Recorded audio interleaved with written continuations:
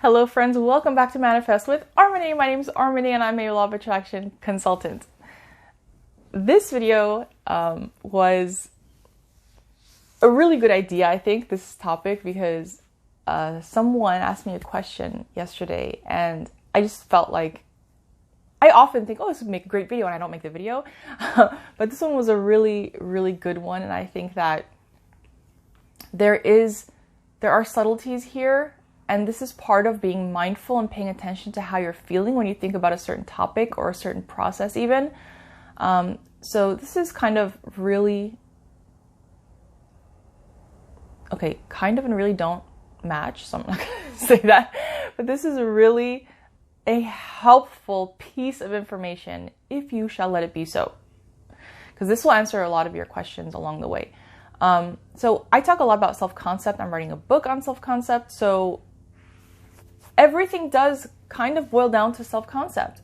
And other times I'll say everything boils down to feeling it real, but feeling it real is so intertwined with your self-concept. All these things are flowing into each other. So when you feel it real, your self-concept is shifted. When your self-concept is shifted, what you feel as true for you shifts. So the question was basically, when you're trying to manifest something, do you have to change your self-concept? And it's funny because a lot of people ask this question meaning different things. And the question was because there's so much confusion online in forums, and people just like spew so much like subjective information about this. And it's all subjective. When you hear me talk about this, it's kind of subjective because I'm saying it. Even when Neville spoke it, it's kind of subjective. You know, there are moments he might have been a little more passionate about certain, you know, seeing it through a certain perspective. So there might be a bit of variation on how it sounds. But when it comes down to it, self-concept, how essential is it in changing it in order to manifest what you want? And this question happened to be tied to manifesting a specific person. I want to put that aside because it doesn't matter if you're trying to manifest a specific person or a specific car or a specific house. It doesn't matter if it's specific or general. Your self-concept is going to change. And the post that was sent to me to look through, it's basically like saying that you don't have to change your self-concept to manifest what you want, like the SP, because it's not, you don't have to work on yourself. You just change what feels natural or whatever, and then you manifest the specific person. It's just that basically the quality of the relationship might not be what you want it to be based on what your self-concept is. That's kind of true.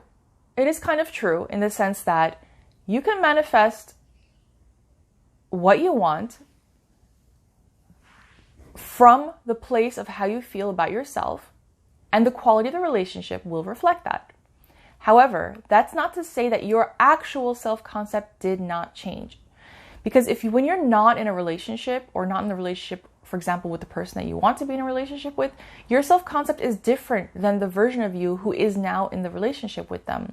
So you may not realize, but your self-concept did change. A lot of people say this because they're confused and they think that self-concept means self-love or how you value yourself, self-worth.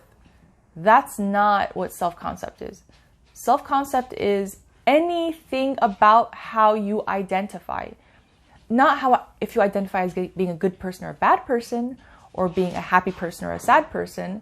It's literally every single detail of how you identify and the all-encompassing feeling of that. My cat is scared and is running under the couch. Everything loud and shaky. I'm sorry.